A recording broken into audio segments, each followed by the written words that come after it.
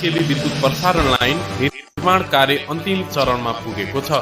कठिन भूभाग रहेको हर्रे खण्डमा तार तान्ने काम सम्पन्न भएसँगै रेलनगर नगरपालिका 11 सुब्बा कुनामा रहेको सब स्टेसनमा विद्युत चार्ज गर्ने तयारी थालिएको हो।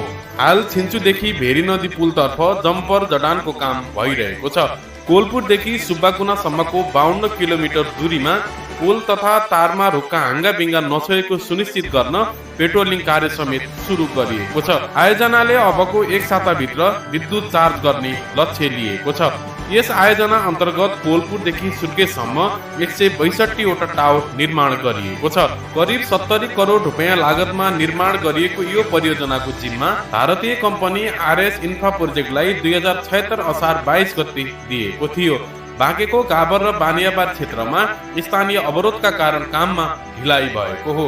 यसअघि नेपाल विद्युत प्राधिकरणले 2045 सालमा सुर्खेत सदरमुकाम वीरेन्द्रनगरमा 33 केबी लाइन विस्तार गरेको हो। पुरानो संरचनाका कारण लो भोल्टेज, सामान्य हावाहुरी र बर्सातमा बारम्बार बत्ती जाने समस्याले नागरिकहरू हैरान हुँदै आएका थिए। अब 132 केबी विद्युत प्रसारण लाइन सञ्चालनमा आएपछि विद्युत आपूर्तिमा सुधार हुने र स्थानीयवासीले स्थायी राहत पाउने अपेक्षा गरिएको छ।